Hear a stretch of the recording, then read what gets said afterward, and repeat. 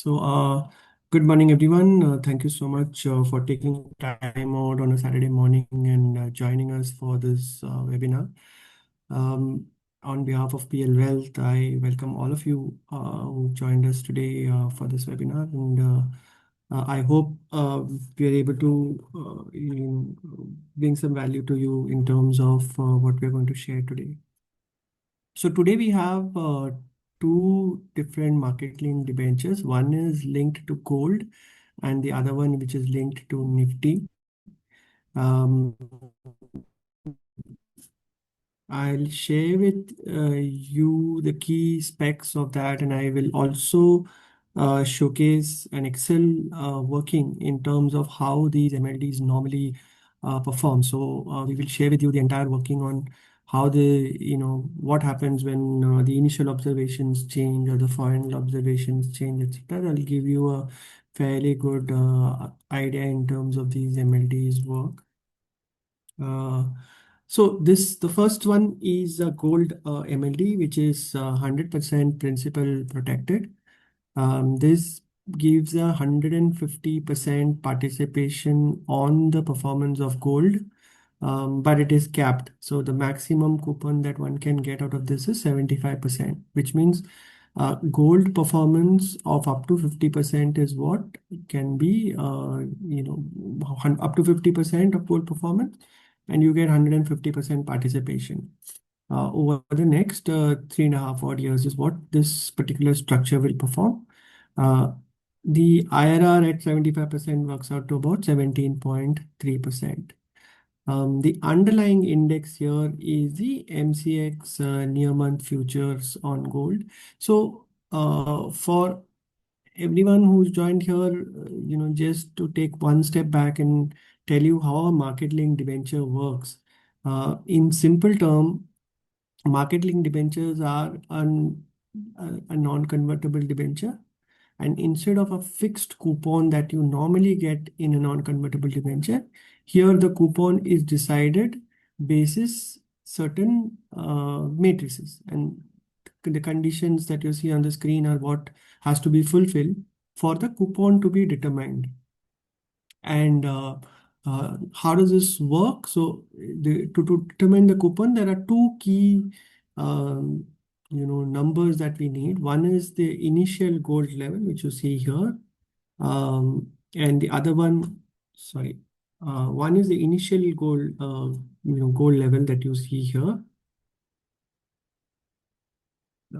which is basically average of 6 observation. The first observation is the trade date, and then every month end from month 1 to month 5, the closing of MCX futures value is taken in, and these 6 values are then averaged, and you get an initial level. Similarly, we take the closing level of the 31st to the 36th month. So again, average of the 6 months period from 31st to 36th of the month. And we take an average of that, that becomes your final level. So now you have the initial level and final level, so you can calculate how much is the gold performance in that period of time. So very simple formula, final level divided by initial level minus 1, and you get your gold performance. Now, if you see on the table above on the right hand side, the scenarios, assuming it is a flat scenario, and let's assume the starting price of gold today is about 1,20,000 rupees. The gold performance is zero. Like if the initial average and the final average is the same, then the performance is zero. So the MLD will also give you no return. But let's assume the average is you make a 10% return. So the final average is 1,32,000. So initial was 120, final is 132. You make a 10% return on the gold, but the market link debenture has 150% participation, so it gives you 15% return. Uh, if we assume that the final level average is 1,56,000, which is a 25% return, in terms of gold, the MLD will return you 37.5%. Given it will give you 150% participation. So that's how this MLD works. There is only one final maturity payment. This is an unlisted and an unrated market-linked debenture. And why is it unrated and unlisted? Is because initially, many of you may remember that all debenture MLDs used to be listed. The idea was, as per SEBI regulation, if it is a listed debenture, then it can be sorry, if it is a rated debenture, it can be listed. So precondition for listing was that it has to be rated. And people used to rate and list it because they could sell it before maturity and take advantage of long-term capital gains if there is a minimum of 1 year holding between the date of subscription and the date of sale. But now, though, due to certain tax changes, you don't have any such benefit. So there is no specific benefit of rating and listing because you hardly get any trades on the debentures. These are all buy and hold kind of instruments uh, because these are not traded at all in the market. So then it doesn't help to rate it and list it because there are additional costs involved in rating and listing these debentures. And that's one of the reasons why it makes a lot of sense to just list it as it is. Um,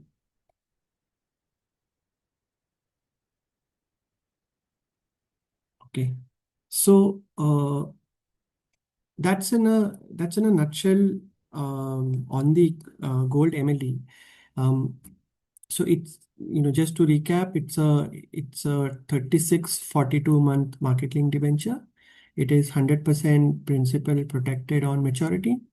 It gives you 150% participation up to 50% of the market performance. So the returns are capped at 75% max.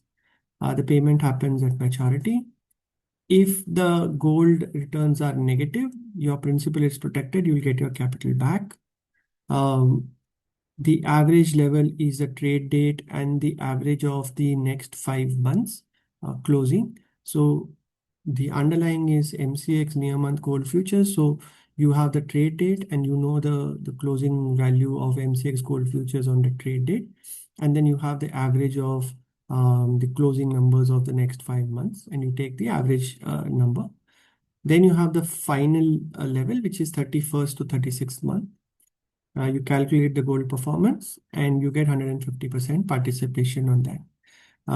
Two, three key things to remember here is that there is no liquidity in this. So it's a buy and hold kind of strategy. And more importantly, you will get your money at maturity. So it's 42 months from the date of investment, which is the maturity. Let me share with you a simple Excel in terms of how this gold MLT works, and that I feel will give a very good idea in terms of how the initial levels and final levels, work. So just bear with me for a minute. Let me share my screen.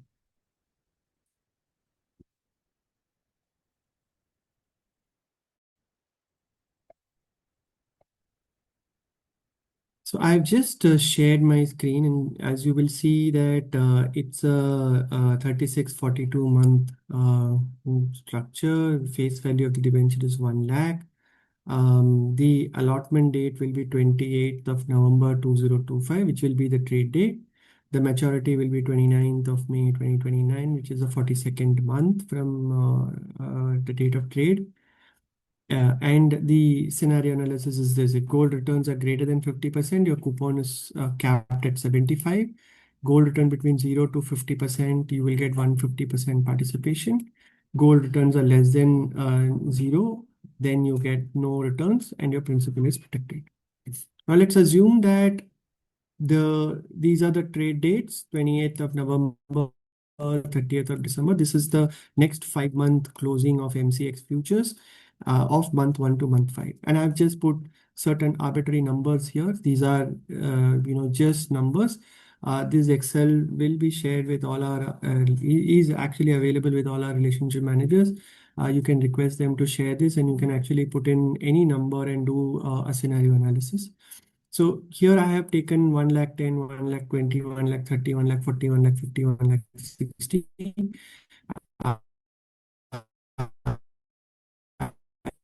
taken 6 values and average of initial levels. Similarly, I have taken the final averages, which is 27th of June to 28th of November 2028. And I'm taking numbers like 1,80,000, 1,90,000, 2 lakh, 2 lakh 10, 2 lakh 20, and 2 lakh 30. And that average comes to 2 lakh 5. So in terms of absolute return, so it's about 70,000 divided by 1,35,000. So that comes to about 52%. Given that it is greater than 50%, the maximum coupon comes to about is capped at 75%. And your IRR from the date of investment till the date of maturity works out to 17.33%. Now, if we change this to say 2 lakhs, then the average comes is now 2 lakh. So the returns are now at 48%, and you get a 72%, which is basically 150% participation. So you get 72%, and your IRR changes. So that's how the structure will work. These are 6 observations initially. There are 6 observations in the final, and the average of these will give you the maturity value. In case if you have any questions, please feel free to put it in the chat box and we'll be very happy to answer them. So that is how the gold market linked debentures work. And in terms of, why we like gold and why gold makes sense at this point of time, few things, we as many of you would have followed, it's an asset allocation approach. Let me stop sharing this and I'll just share a small presentation here for just letting you know how or why this makes sense.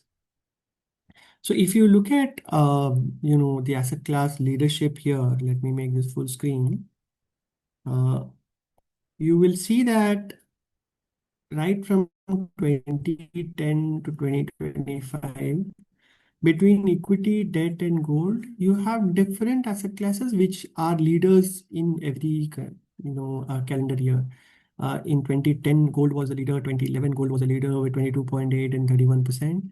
But in 2012, equity did very well with 33%. Similarly, 2013, debt was did much better. Gold gave a negative return.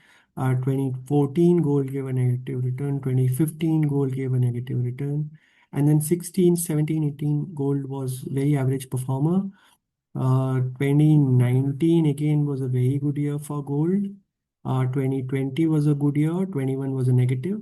2025 has been a phenomenal year. But if you were an investor in gold in only, any one of these years where between 2012 to 2015, you would have seen a period when gold has hardly performed. And a lot of people get disillusioned and disappointed and move out of gold as an asset class into some other asset class. And even those asset classes have also behaved very similarly. There are years when they do very well, and then there are years when they don't do very well. So it's very important that we have an asset allocation across equity, debt, and gold, so that we benefit out of each one of these asset classes performances, and each of them balance out the others, underperformances or overperformance. Let me show you one more very interesting slide. This is again equities, gold, debt, and silver, and you will see that in the period 2017 Jan to 2020 March, the CAGR from equities was 0. The starting point was 10,123, and the closing was 10,186. So for about 3 years' time, we didn't make any return from equities. Similarly, in debt, if you see between Jan 2021 to September 2022, there was almost a 1.5 year period when debt probably didn't give any return, just about 3% odd return. Let's come to gold. Gold between September 2012 to December 2018, again, didn't do anything. It was flat for almost 6 years. and CAGR was zero. Similar is the case with silver. In about 2.5 years, it hardly performed. So what we're trying to showcase here is that each asset class can go through extended periods of muted returns, and hence diversification across equity, debt, gold, REITs, etc. is very, very critical. And that's where gold fits into the overall scheme of things. There can be a question in terms of MLDs will get taxed at marginal rate. So, why not allocate to ETFs where the taxation are lower and there's a tax arbitrage between those two? Well, the answer is simple. A lot of us, though we invest in ETFs, if we invest in a period like this, or in the middle of a period like this where we hardly, the underlying asset classes hardly perform, uh, people tend to move that allocation to something else because the patient levels are low, and very few investors have the capabilities to hold on to investment from a very, very long period of time.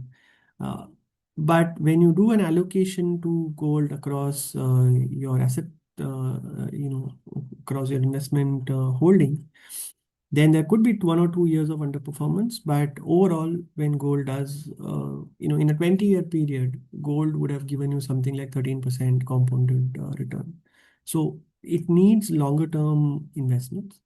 And what we are advising a lot of our clients is look at gold as a strategic allocation, and look at gold. Uh, Take out a small portion of your debt, that portion of debt which you probably will not need from an immediate requirement perspective, and allocate that to gold. So if your allocation to debt is 50% and equity is 50%, we would suggest take out part of that debt, take 15-20% of that debt and put it into a debenture, a market linked debenture. From a taxation perspective, they both have very similar taxation. But in terms of returns perspective, the gold CAGR over a 20-year period has been in the range of 12.5, 13%, whereas debt has given you anywhere between 7-8% kind of return. And these are all pre-tax returns, so there is no taxation bias here. So net of taxes, debt will give you something like 5%, gold will still give you something like 9.5%, even if you're in the marginal tax bucket. So it makes a lot of sense to allocate it to gold, and it makes a lot of sense to look at gold allocation, even though it may be currently taxed on the MLD format at a higher level. Let me show you one more very interesting correlation. So if you look at correlation among asset classes, you will see that the correlation between equity and gold is probably the best in terms of they're both negatively correlated, which means that one will balance out the other over a longer period of time, and provides a lot of resilience to the portfolio and a lot of stability to the portfolio. Uh, Again, this is another very, very interesting slide. And you can look at these slides from the perspective of equity and gold allocation. So both MLD allocation as well as gold allocation can be looked at, from these perspective. If you look at the, few crisis periods in the tech bubble, the financial crisis, COVID crisis, etc. And you look at the period from March 2000 to 2003 and Jan 08 to March 09, etc. You will see the performances here. Gold has given you on an average in that period of time about 13-14% return, whereas equity has performed quite poorly in those periods of time. Whereas there are other periods of time when the bull market phase, when equity has done phenomenally well. In one of those phases, even gold did very, very well. But if you look at the Modi government's first term between April to December, gold gave you -1% return, whereas equity gave you 33%. Very specific India related periods of time. So surgical strike, the market correction in that 5-6 month period, perfectly correlated. Gold gave you 13% return, whereas equity gave you 14% negative return. The surgical strike and demonetization in 16 to 18, 16 December to, September 16 to December 16. Again, a very interesting period where, gold did underperform equity, but to that extent, there was a 4% alpha in equity. If you look at the crisis recovery periods, post financial crisis in 2009 to December 10, gold gave you a 16% return, whereas equity gave you a 67% return. Post-COVID recovery, again, 2021, 20 March to 21 October, phenomenal recovery by equity and just about, a small recovery by gold. But what this tells you is that when you're allocated to uncorrelated assets across longer periods of time, your portfolio becomes a lot more stable, and this diversification ensures that the portfolio has a steady performance across a longer periods of time. So, the idea of showing these three, four data points was basically that gold continues to look attractive. And from our perspective, we feel gold over the next few years continue to look very, very attractive. There's a lot going for gold right now. You will continue to see central bankers still allocating a large portion of their allocation. China, India, Turkey, Poland, some of the countries who've been allocating significantly to gold. The central banks continue to buy gold across. On an average over the last 4 years. Every year, central banks have accumulated at least 1,000 tons of gold annually, 1,000 tons. And this is almost double of what they accumulated over the previous decade. So just the last 4 years has been phenomenal. And this has given a very good structural demand scenario and also provides a long-term floor to the prices. And it's also a diversification against US dollar. And we all see that the US dollar is today has depreciated almost 10% from the top. And experts have the view that over the next decade or so, US dollar will continue to depreciate given the various monetary and fiscal policies that they're announcing and the kind of stress that they're seeing due to extraordinary debt levels. To add to this, gold has always been a hedge against geopolitical and inflation issues. So we continue to see Ukraine, Middle East, the China, Taiwan, India, Pakistan now. China, Japan is a new issue which is popping up. US and Latin American countries is another area where there is flare-ups which is starting. So there is no dearth of geopolitical issues across the globe, and gold has persistently been a safe haven kind of investments across all of these categories. Inflation is sticky, and we will see inflation continuing to be high across the world. We will also see that when Fed starts cutting rates aggressively, they've already indicated that they will look at a scenario where they will move away from quantitative tightening to quantitative easing going forward. They are more concerned about the growth and they're more concerned about the interest rate levels than inflation per se. So, which means that there will be a flood of liquidity which will come in from US central banks, and that is always good for real assets like commodities. So all the more reason to be able to to diversify and allocate a portion to gold. So any depreciation in US or dollar is directly proportionate to the increment in gold. If you look at the last 1 year, we saw that gold is given a 50% return.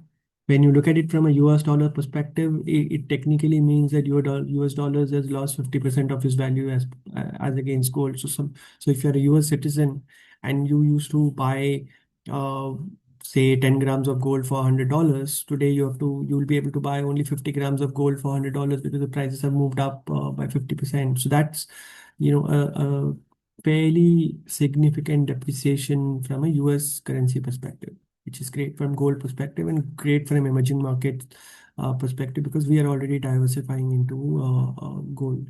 So some of these reasons why we feel gold makes a lot of sense. Let me share the other MLD that we have.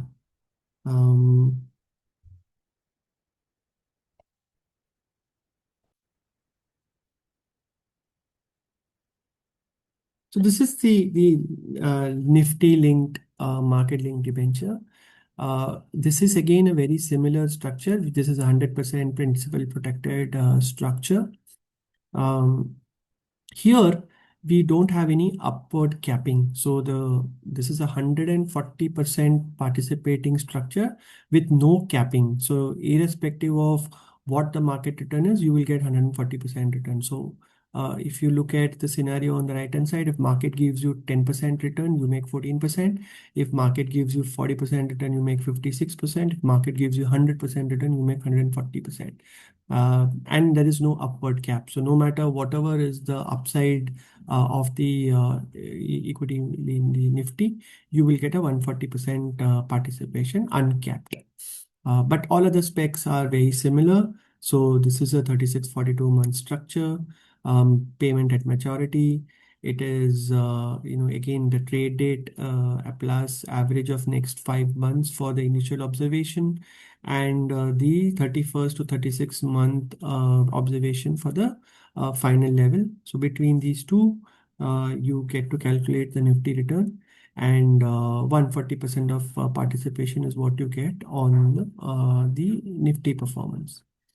Let me stop here and I'll share with you an Excel on the Nifty part of it.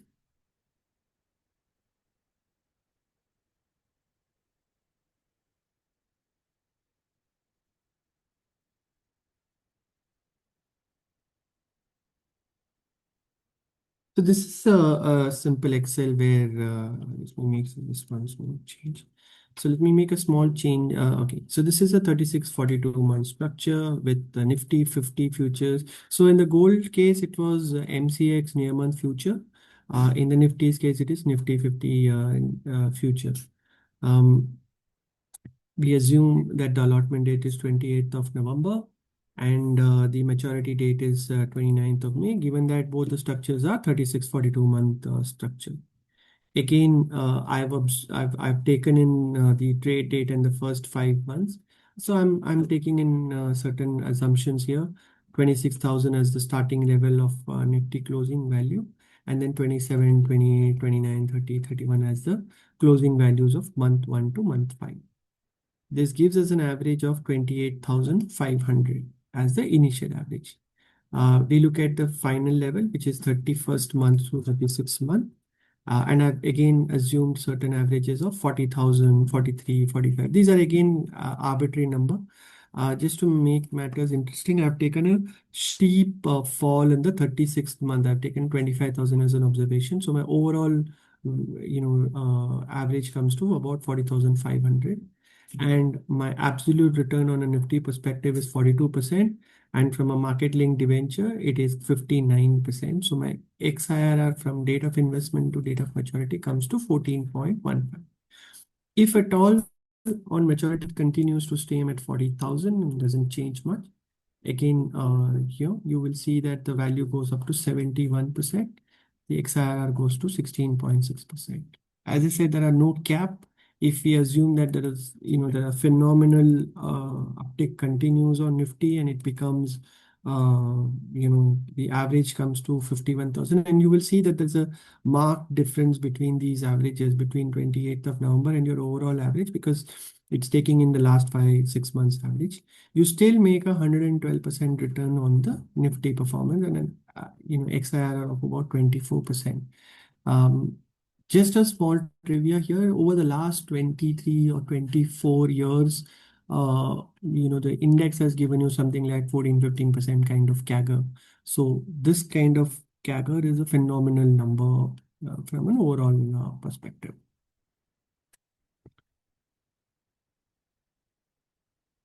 Okay, we've got one question. It says elaborate on taxation of maturity and any PL service charges. So there are no service charges from PL perspective because this is a debenture that we are distributing.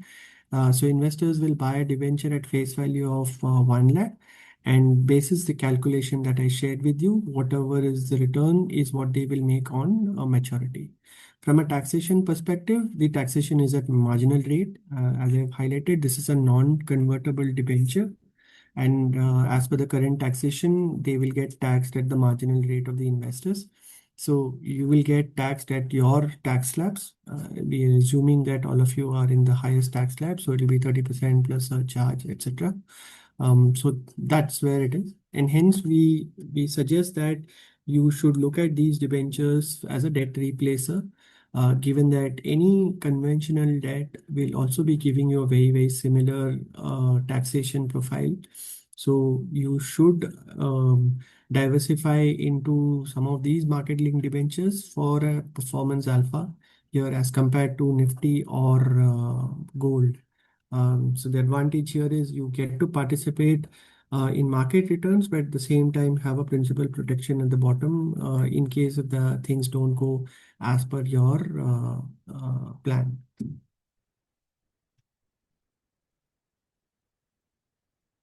Yeah, the taxation for gold MLD and Nifty MLD is exactly the same because they are both market-linked debentures. They are both structured as non-convertible debentures. So the taxation is exactly the same.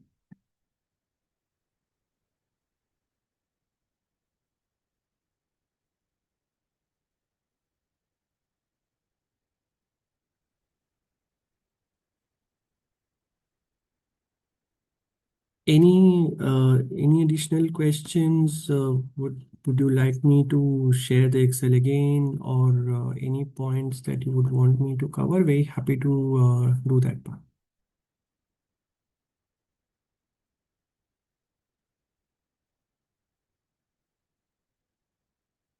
Mr. Vikas had raised his hand. Mr. Vikas, we can put the, yeah, it is currently open.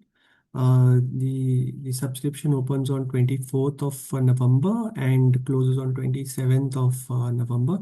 You can reach out to your relationship managers for the paperwork. It's a fairly simple paperwork. Sure. So let me explain the gold MLD again. I'm sharing my screen. I'm not sure which is the screen. I'll just stop sharing and reshare.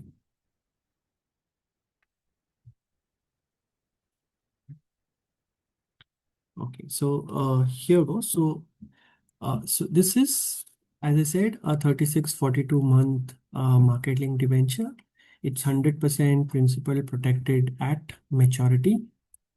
This structure provides a 150% participation on Nifty performance from 0 to 50, or sorry, on gold performance from 0 to 50, which means that if gold gives you a 10%, and as you can see on the right hand side scenario, if gold gives you a 10% return, this structure will give you a 15% return. If gold gives you a 25% return, this structure will give you a 37.5% return. If gold gives you a 50% return, the structure will give you a 75% return, which is 150% of that. But if gold gives you a return which is higher than 50%, the maximum coupon you continue to earn is 75. So there could be a scenario if gold does phenomenally well over the next 3.5 years and gold gives you 100% return, you will still make only 75% return on the market linked debenture. Our expectation is that over the next 3.5 years, gold should give you, something like 10, 12%, 15% kind of return on a CAGR basis. So that, takes it up to about 50 odd percent kind of return on a 3.5 year basis on a fairly conservative basis. So this structure should give you about 75% return on an overall basis, which is about 17% kind of IRR. Here, the maturity value is paid at, sorry, the redemption is at maturity. You have the initial average and the next 5 months as the so trade date plus next 5 months closing values as the initial average, and 31st to 36 months as the final average. There are a few more questions which is coming in, so let me just read out those questions.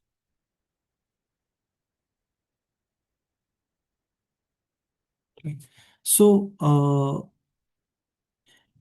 we continue to, if you look at US, you know, scenario, so that's one of the questions that has come in.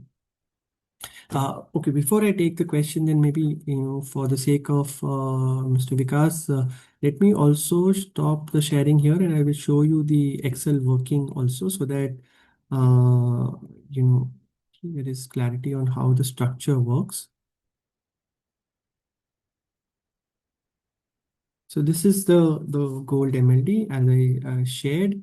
28th of November is the allotment date. 29th of May 2029 is the maturity date. Uh, Trade date, we are assuming the prices to be 1 lakh 20. Let's take that as 1 lakh 20. And then month 1 to month 5, the closing values, we are taking certain arbitrary number. So the average becomes 1 lakh 36 667. This is the average of first six observations. Then we go to the 31st to 36th month. These are the MCX near month futures closing dates. And we are assuming these are the numbers that the closing values are. So my average comes to about 2 lakh rupees on the gold. So my performance of gold, when I take in uh, gold gave a return of about 67,000 rupees on 1 lakh 37,000. So that's about 46% of performance on the gold. And the absolute return is about 150% of that. So it will give you 70%. Let me show you how it gets capped. So this, if for some reason this becomes 2,50,000, the average is 2,08,000. So gold returns is at 52%. Ideally, at 150% of that, you would have expected the returns to be about 78%, but it gets capped at 75%.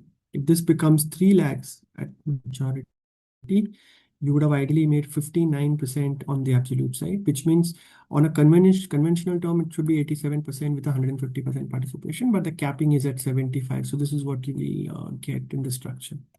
So this is what I mean by capping of return. So your performance is up to 50%, and any performance higher than that gets capped.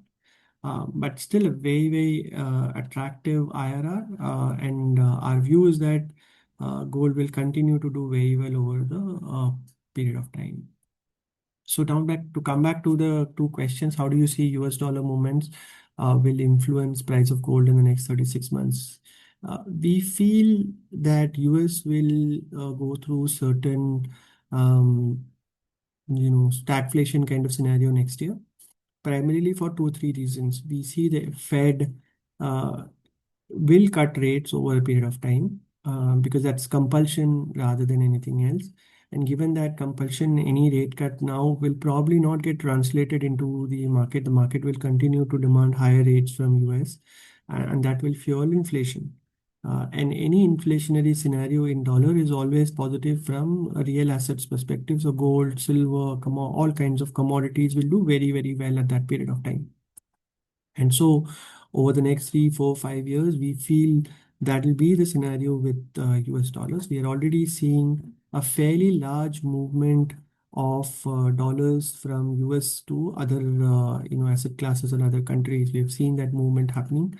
We are seeing that movement in gold. We are seeing that movement in commodities. We are seeing that move happening to other geographies. So that's one of the reasons why you will see Latin American equity doing very well, Europe equity is doing very well, Japan doing very well. China probably has not done well to that extent, but over the next few quarters, China should also do well. India has been an outlier. We have not performed over the last 18 months or so. So we should also start seeing an allocation coming back in. Our markets are in very, very good shape. Our economy is in good shape as compared to what we were 5 years back. The balance sheets are clean. The bank balance sheets have been the cleanest in so many years. The companies are fairly good. The profit growths have been very steady. So to that extent, we see even Indian markets attracting our money coming in. So we continue to feel US dollar will depreciate over the next 3 4 years, 5 years. We've seen depreciation happening over the last almost a year from if you look at the DXY index from $110 110 kind of levels to about 98 kind of levels. It slightly went up, went down to 96 and came back to 98, 99. But we will see that continuing going forward. And when this happens, it is always positive from a gold perspective. So inflation is good for gold, liquidity is good for gold, geopolitical challenges, issues is good for gold. So all of this will add, will be good from a gold perspective. So gold will continue to gain value.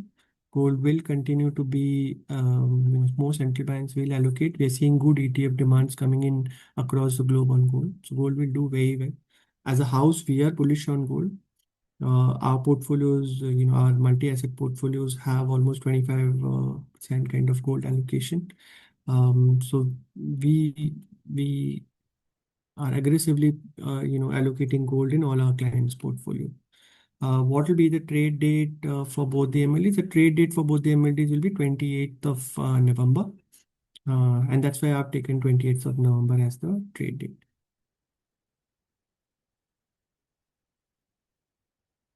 Yeah, so taxation for gold and Nifty MLD will be as per tax slab. So both of them are in this, designed as market-linked debentures, and market-linked debentures are non-convertible debentures in nature, and the coupon is basically derived from the formula that I showed you. This is hard-coded in the term sheet, so it is very clearly mentioned in the term sheet with all of these dates printed in the term sheets. You may not see that in the draft term sheet because there is some flexibility to change the trade date. If we get a lot of subscription, we may push the trade date by 1 or 2 days here and there just to accommodate all of the investors. To that extent, it's not immediately hard coded, but the final term sheet, which is signed and shared with everybody, will have these dates hard coded. So all of these terms are hard coded. The market link debenture PPM is filed with SEBI, so it's a formal fundraise which is done by this organization. And Incred Capital is a fairly known entity. It is one of the or it is the holding company of the Incred Capital Group. So the Incred Wealth, Incred Investment Banking and Capital Markets, Incred Asset Management, and Incred Equity Derivatives. All of these group entities are folded into Incred Capital. Incred Wealth is a domestic wealth management platform. Incred Investment Banking does all the debt market and capital market, equity broking, etc. Incred Asset Management is their AMC business. It's a fairly profitable entity. The revenue has been about 770 crores and now with a net worth of almost 850 crores in this financial year. They've been growing very well. Last 3 year CAGR has been about 50%. Last 4 year CAGR has been about 130 and 140%. It's a profitable entity, so profit before tax for FY25 is about 150 crores.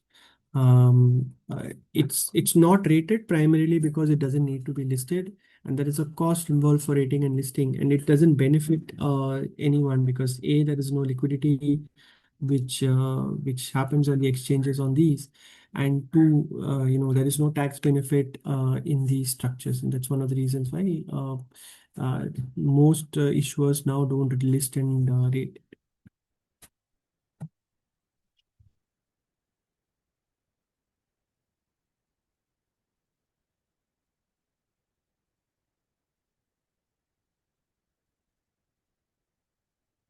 Any other questions from any of our investors?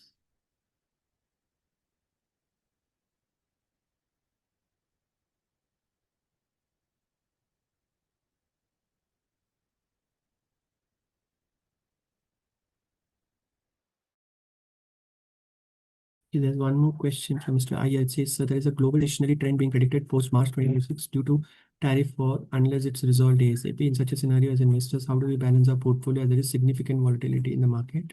Secondly, it is widely anticipated that the union budget in 26 might pave the way forward for growth in India, resulting in semiconductor growth.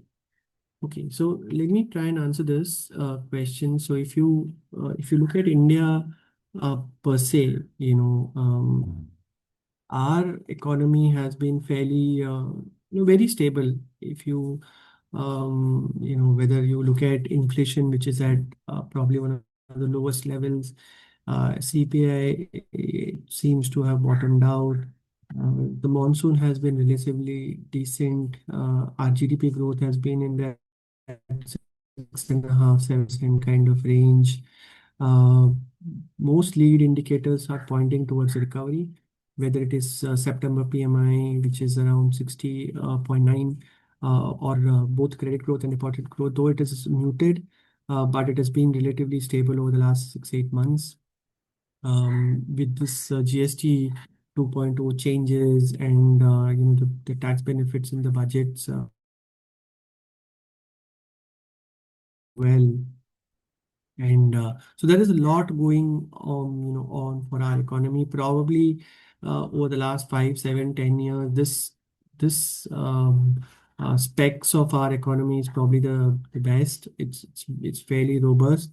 The bank balance sheets are probably the most sound in so many years. The only challenges that we see is the credit growths are probably not to that extent as we would want it. And to that extent, maybe capex has not increased to that level. So what we feel is going forward, and specifically to your point, the government is already doing a lot in terms of PLI, and more will come in. The push is to move India from a services-oriented economy to a manufacturing-oriented economy in the years to go by.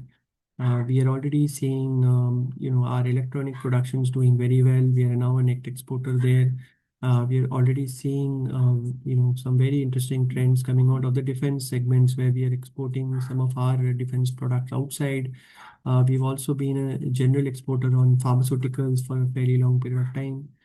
So we are gaining export competency across many segments, and it's a constant effort when the government does many things to spur domestic production. It takes time for these to happen because factories have to be put in, and that takes time. And over a period of time, you will see over the next 3, 4, 5 years, these things should come up in a big way, and that should be very good from Indian perspective because one is our markets have, even the earnings growth have been fairly, robust. We've seen how, Indian earnings, um, where probably I would say was dragged down primarily because of financials and the but if you take out financials and oil and gas, the earnings have been fairly robust. It's been about 14 odd percent in that sense. We are seeing lesser and lesser downgrades and neutral you know uh, kind of ratings. The upgrade cycles is expected to begin soon. EPS has been doing very well, and we expect earnings to be upgraded for FY 25, 26, and 26, 27 also. We are looking at something close to 1510 for the Nifty earnings. Given all of this, banks look very good, metals looks good, industrials, powers, all of this look good. So from an India perspective, if there is a global correction, yes, India will to that extent correct, but our correction to that extent will be much lower. And if you look at US, primarily the rally has been mostly due to AI as a segment, and that already people have started raising questions. People are talking about AI bubble. A few quarters back, they were talking about that AI is looking stretched, but the word bubble has now started coming in a big way. So we feel the markets look very, very good.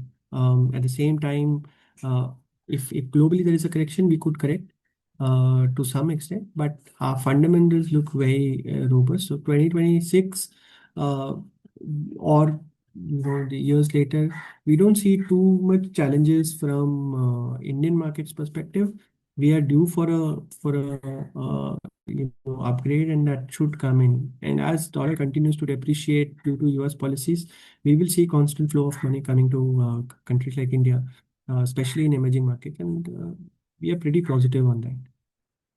How frequently are gold MLDs launched? Do we see uh, so we have launched gold MLDs on a monthly basis starting from July. So we had our first series in July, then in August, then in September, and now in November. So we have series across, in fact, even October. So we have series every month that we launch.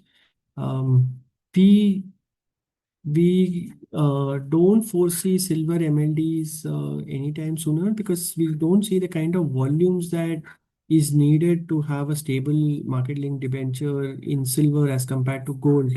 You know, to if you see the volume gold across ETFs, gold MLDs, etc., this is fairly robust and there is enough volumes to ensure that the MCX futures are fairly liquid. Whereas gold is not like that.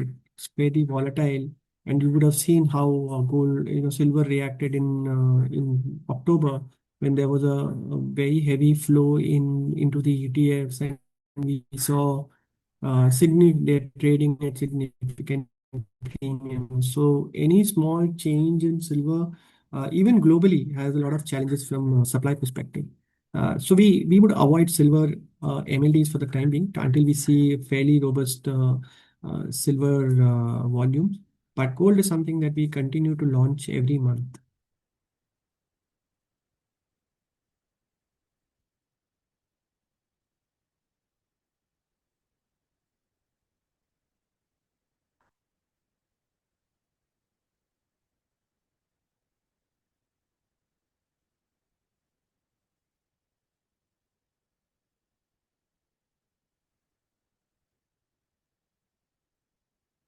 Any other questions from any of our panelists?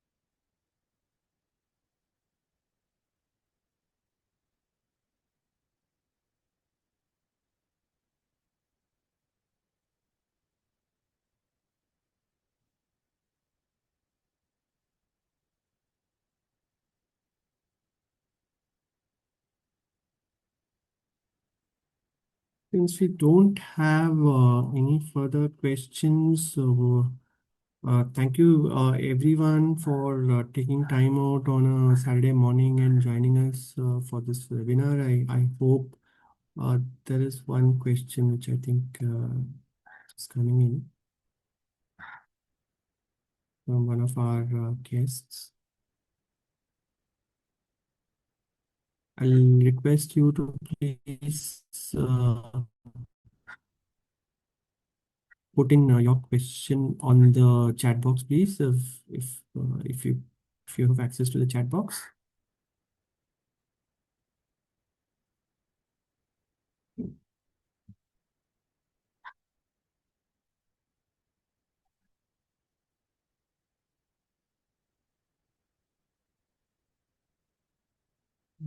I'm not sure if our guest is there still. But we can always take this offline, and you can route this question through your relationship managers to me, and I'll be very, very happy to answer that. But on behalf of PL Wealth, I thank everyone who's taken time out on a Saturday morning to join us. Thank you so much, and I hope that you found the session useful, and looking forward to all your subscription on the golden Nifty linked market linked debentures. Thank you very much, everyone, and wishing you a very happy weekend. Uh, Thank you so much.